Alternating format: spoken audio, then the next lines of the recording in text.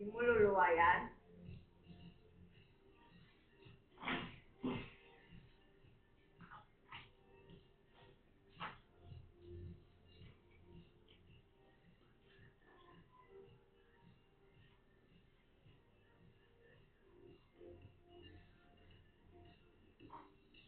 Wala kang tigil, wala kang tigil.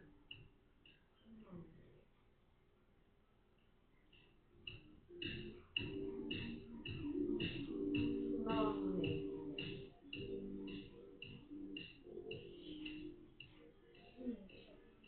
Sinasabi ko sa'yo. Sumuwi ka ako sa'yo.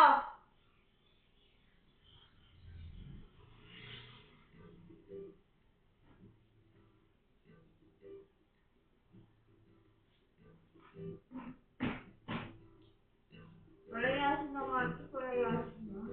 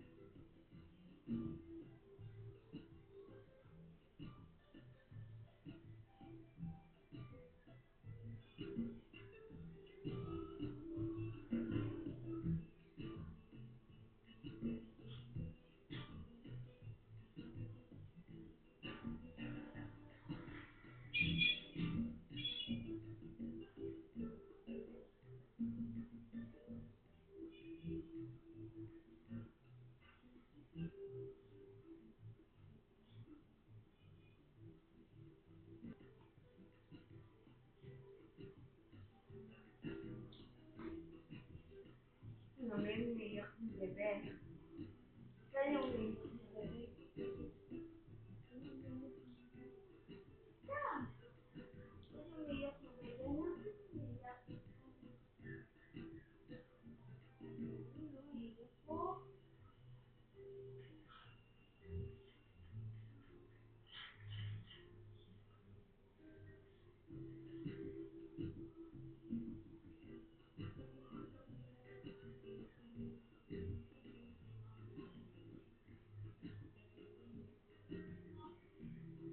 Bakit? Umiiyak.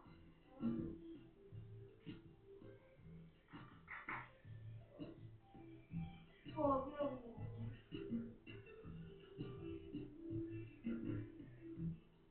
Ikaw, ano yung ginawa mo dito? Sige, tumawag ka. So,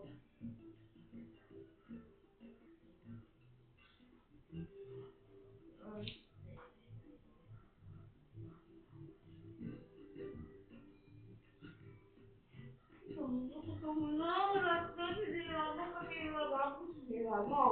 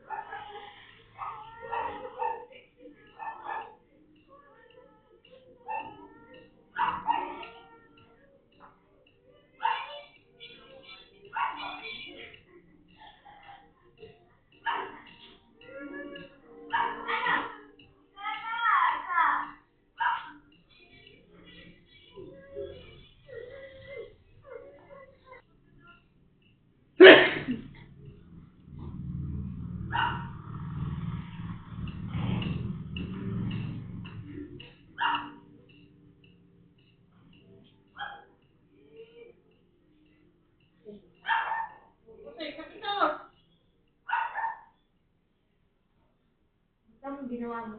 Alam mo! Wala ka na talagang mawag! Pabibili mo na naman ng bago!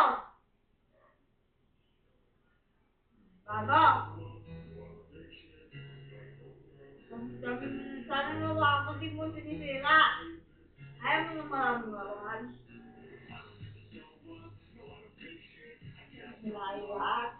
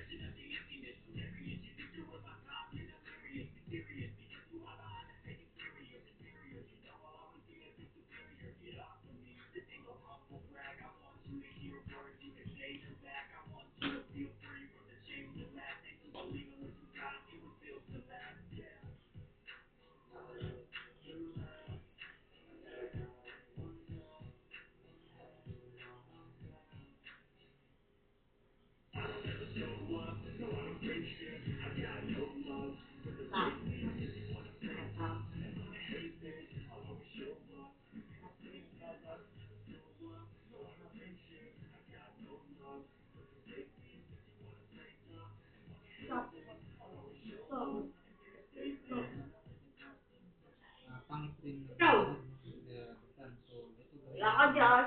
gamit Balikan mo ng yan. quality ng audio file. Iwasan ang sobrang compress na MP3 at huwag na kamakbo sa iPhone 4 player natin. No? So, ang rules natin dito ay dapat 70 to 80% volume ng source. For example, dun sa mismong cellphone mo, dapat mga 70 to 80% lang ang volume doon bago kayo mag-adjust sa amplifier o sa equalizer. No? So, sa MP3 na 320 kbps, may mas maganda pang file, yung mga original katulad ng WAV, tsaka yung black, yung mga lossless music. Hindi na ma-audio style ng music, so napakaganda ng quality na yung bitrate tsaka yung high resolution talaga. No? So, yun dapat i-play natin. So, kadalasan yung makikita pag i-play natin sa Spotify, no? Sa YouTube kasi guys, compressed na, pero maganda pa rin tulog nyo. Pero iba pa rin yung Spotify quality. Doon natin marinig yung pinaka high resolution ng audio. So, okay lang naman kung Bluetooth, no? Yung connection natin ng microphone tayo dahil kung lock lang, tapos MP3 yung Yes! natin, pero Yay! yung Spotify, Yan. kasi Oh, ikaw, mga kita audio sa quality tapos. Hindi ka, hindi ka ginagawa, hindi ko bawal sa yan. Just 1 gig isang kanta lang, no?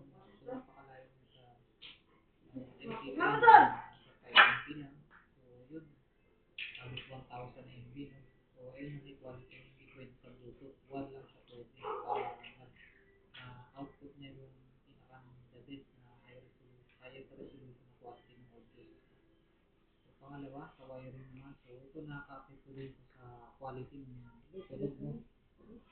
Wiring. So, maling wire automatic tama ng tunog.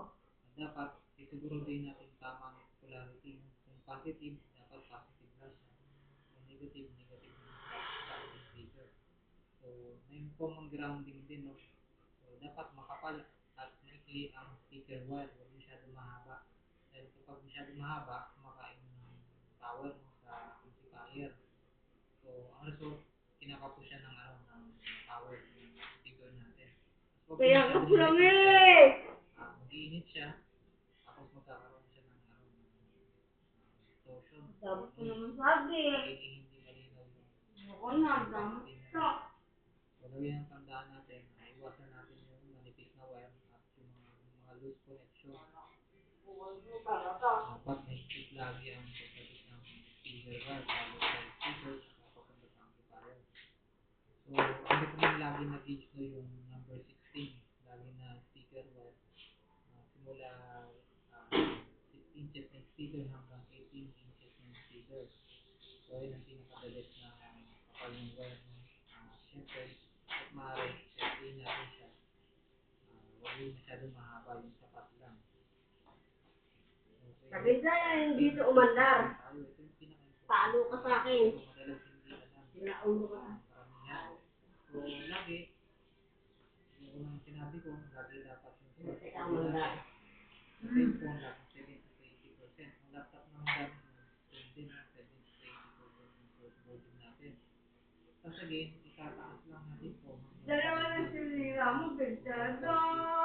Lawat mo. Luluyan mo na talaga. pag tinaasan yung volume, for example, nakpas na 12 Loko, o'clock, may nagdaraan pwede lang nga lang yung doon. TV o may mga shopping na speaker, hindi na maganda yung tunog. Automatic, hindi ka na pwede lumapak sa volume niya. Dapat doon muna siya hanggang sa malinaw siya na volume. Hanggang doon ka lang. Huwag mo na ilalakasan dahil pwedeng nasira na yung speaker o yung amplifier mo. So, isa dun sa dalawa, pwedeng underpower o overpower. Pinalaki natin yung sa ibang video natin. Nilalagay ko na Alam yung mo sa ba, taka description nakakatawa ka. yung overpower at underpower. Kung merong katulad yan yung graph na sa amplifier mo, kung medyo merong ganun na para makikita nyo yung red at green. So, pag nag-red yan, ibig sabihin na tick na yun. So, hindi ka na pwede dapat lumakas dun. Merong amplifier na ganyan, lalo na yung mga lumang amplifier na class A. So, class B, meron pang ganyan. Okay, next naman natin, basic EQ setup. Ang EQ guys ay hindi ay pang-ayos lang o hindi ito pampalakas ng sound. So, ito yung basic EQ guide natin. Kung makikita nyo, plus 1 lang lagi sa base, no? Hanggang plus 3. So, pag lumagpas ka lang ka na dyan guys, automatic yan, gradual na yung ano, yung woofer mo or subwoofer. So, anong nilagay mo dyan, no? Ah, Tapos sa mid naman, dapat kontrolado. Dito nag-feedback din, no? Dapat hindi masyado mataas yung mid. Ah, Tama lang guys. Maririnig din naman yung guys eh. Kapag nag-feedback o magulo pakinggan, masakit sa tenga, sobrang taas mo ano niya, mid niya, hindi na siya dynamic. So, hindi maganda sa tenga guys.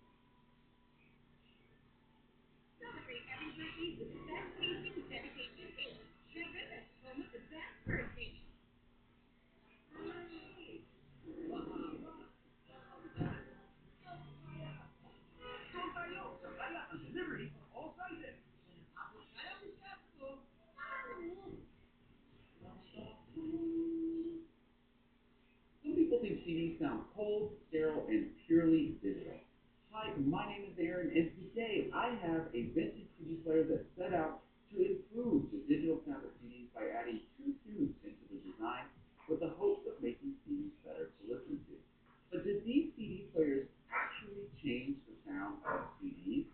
Today, I'm going to discuss the features, design, and sound of this vintage Lexus CD player and compare it to the sound of a modern CD player to determine if adding tubes actually makes a difference by making it sound more analog. Let's meet our vintage CD player now. This is the Lexus D105U. CD player from 1989, originally priced at $1,200, which is still a lot of money today for a CD player. I bought this luxury used on Facebook Marketplace for $275 to do a sound comparison with a modern general CD player for this video. Let's first discuss what makes this player so unique, then open it up so we can determine if the design matches the price by looking at the mechanism, jack, and other components used by this Lexus. What makes this 37-year-old CD player so unique is that it uses vacuum tubes to meet analog output stage. When this player was designed in the late 1980s, digital audio was still relatively new, and many early CD players were criticized for sounding overly clinical or fatiguing. In this design, the tubes aren't handling the jack conversion itself. Instead, the tubes are used after the jack, in the analog output stage, where the signal is prepared to be sent to your amplifier. But do these tubes actually change the sound of CD playback in a meaningful way, making them sound more analog or easier to listen to? I'll get to that in a few minutes when I compare the player to the sound of a modern one. But first, I want to discuss the features and design choices that companies were making in the late 1980s, because many of them have disappeared from modern players.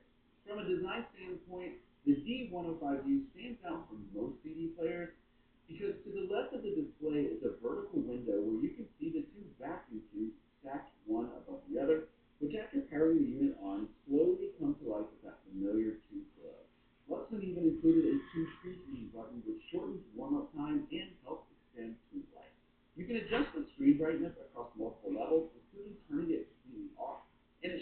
more than just track and time information. It even indicates whether a disc uses pre-emphasis, which was more common on early digital recordings, and confirms that the player's de-emphasis circuit is working correctly. The D105U also provides variable analog outputs controlled by precision motor-driven potentiometers. There's a deep set of playback features here as well. Program play, random play, track scanning, direct track access, and even an edit function designed to help cassette recorders split tracks across tape sides, something that was important in the late 1980s. I should mention that I don't have the original remote, so I'm using everything from the front panel, but even without it, the player is very useful. When I first opened the D105U, I was surprised at the transport U, which didn't feel quite as robust as I expected for a player at this price point. It reminded me of similar mechanisms I see in vintage CD players that are less expensive. However, the mechanism is suspended here on this tray to help alleviate vibration issues, which is a nice touch. The laser pickup uses the KSS-152A, and the two DACs included are the Burr Brown 1701P, one for each channel, that offer 18-bit 8x oversampling. A lot of people comment on my videos that vintage CD players have better features than modern CD players, and while that might be the case in certain instances, you can't make a blanket statement about that with every single player. For instance, the Denon CD player, it's a 600 NE, actually has a lot of the same features as the Luxman. They're just all on the remote instead of on the player itself, so don't lose the remote. You'll see here it has random, repeat, program with a dimmer switch for the front, direct track access, as well as your usual functions here. So it is true that some vintage players have better features than some modern players, but in this instance, the Denon actually has a lot of the same features as the Luxman, which is great. Before we get into sound comparison, it's worth noting that both of these CD players use Burr Brown DACs, with the Luxman using the 1701P and the Denon using the PCM 5142, which made me curious whether they would actually sound different at all, and if they did, whether that difference had anything to do with the Luxman 2. Now, in a dream world scenario, I would compare this vintage Luxman CD player with a brand new Luxman unit, which are still being produced today. However, when I went to price what it would cost to buy a new Luxman CD player, that explains why I'm using that instead of a brand new Luxman. When I compared the sound of the vintage Luxman to the modern Denon, the first thing that stood out was how similar they are in many respects. Totally, both players sound balanced and clean with solid imaging. Overall, I thought the Denon sounded more detailed than the Luxman. What will probably not surprise most of you to learn is that if you're expecting the Luxman to instantly sound warmer or more analog in an obvious way, that isn't what really happens here. Where the Luxman may differ slightly is with treble response. Where I felt it just sounded a little more rolled off and less detailed, especially compared to the Denon. On some recordings, there's a subtle sense of smoothness and ease to the way notes decay with the Luxman, especially on vocals and acoustic instruments, but it's not consistent because, as we all know, so much depends on the recording session and even the quality of the CD release. The Denon just sounds more straightforward and matter-of-fact, which isn't a bad thing, it's just a different approach. Ultimately, the differences between these two players are small, and they're not the kind of thing that would justify choosing one over the other based on sound alone. What makes the Luxman interesting isn't that it clearly outperforms this modern player, but that it represents a different design philosophy from a time when engineers were still experimenting with digital sound. It's also worth noting that the Luxman 2 CD player isn't going to give you that big 3D holographic tube sound that you might get from a tube preamp or a tube amplifier. That's just not the role of the CD player. If anything, it might add a little bit more warmth to the playback sound, but it's not going to compare to the performance you're going to get from a dedicated tube preamp or tube amplifier. And lastly, due to the design of this player, Luxman would actually ask you to return the unit whenever you would want to replace the tube. So I don't think tube rolling is going to actually be an easy thing to do here. I mean, even though Luxman are still making products today, including CD players, I'm not sure they would still accept this unit back to replace the tube. I did read online where some folks took everything apart to try and install new tubes, but it sounded like a big job that wasn't fit for a tinkerer like me. So do we just write off this Luxman as some gimmicky product that was out to rip people off with its high price? Before we go down part, I think it's important to put this design in context. When this player was released, CD technology was still evolving, and manufacturers were actively trying to address complaints about CD sounding harsh or clinical. In that environment, using tubes in the output stage made sense. It was a familiar, well understood way to potentially shape how digital audio was presented. Almost 40 years later, though, digital design and DAC technology have come a long way. Modern CD players don't really suffer from those same sound issues anymore, which means designs like this aren't necessary in the way they once were. That doesn't make this approach wrong or pointless, it just means it belongs to a very specific moment in digital audio history. Besides, it's common practice with modern CD players to use them with an external DAC to improve any sound issues, and given the large amount of DACs on hidden toxins, Oy, excessive nakakakain sugar, yan. chemical additives, and cheap Yan, fillers mali. that can wreck your energy and damage your health. Today, we're exposing the brands you should never drink. Now, Hindi mo lang Nescafe 3-in-1 Instant Coffee Mix. This is the most consumed coffee brand in the Philippines, with nearly every Filipino household keeping sachets in their kitchen. But what most Filipinos don't realize is that these convenient packets contain less than 10% actual coffee. The rest is filled with sugar, glucose syrup, hydrogenated palm oil, and artificial flavors that do more harm than good. The biggest concern is the dangerously high acrylamide content found in instant coffee products. These packets contain twice the amount of acrylamide compared to fresh brewed coffee because of the extreme heat processing used in manufacturing. Acrylamide is a chemical compound that has been classified as a probable human carcinogen, meaning it can potentially cause cancer with long-term exposure. The FDA Philippines has issued official warnings against unregistered variants being sold in local markets. Many Filipinos purchase these products from sari-sari stores, and online is one of the most trusted coffee brands in Filipino households, produced by Universal Robina Corporation and found in every convenience store across the country. But behind the familiar packaging lies a product with extreme sugar content that most consumers aren't aware of. Each 100 grams contains 60 grams of sugar, meaning a single sachet can exceed your recommended daily sugar intake just one cup. The second major issue is the hydrogenated vegetable fat used in the creamer portion of the mix. The product contains palm kernel oil and partially hydrogenated fat, which are known to raise bad cholesterol levels and increase the risk of heart disease. For a country where cardiovascular disease is already a leading cause of death, consuming these trans fats daily is extremely dangerous.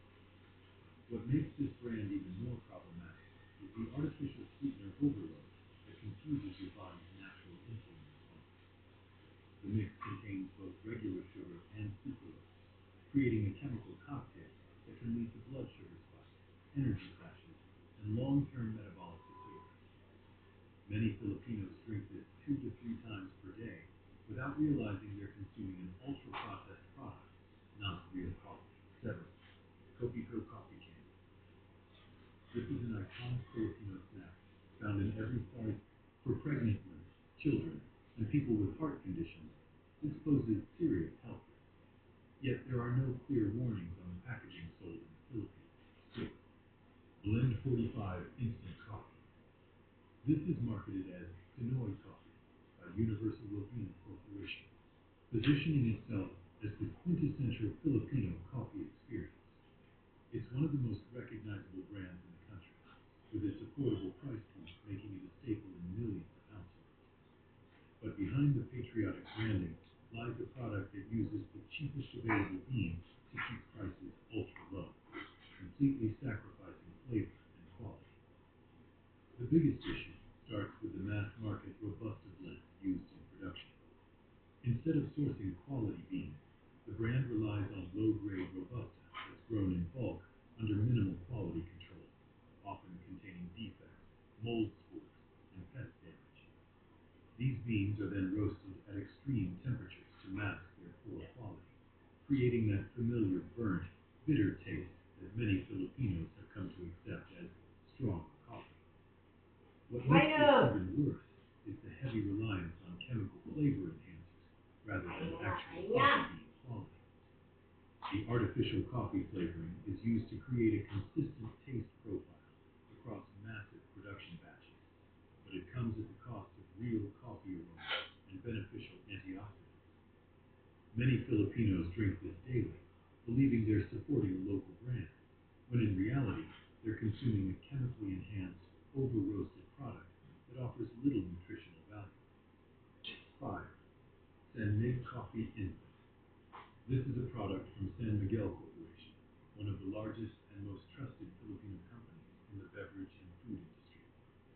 Many Filipinos automatically trust the brand because of its reputation in beer and other products, assuming the same quality standards apply to its coffee. But the reality is that this instant coffee prioritizes volume production over bean quality, using the lowest grade sourcing available to maximize profit. The biggest problem is the inconsistent batch quality that comes from large-scale industrial blending. The company sources beans from multiple countries and farms with varying standards, meaning every bag you buy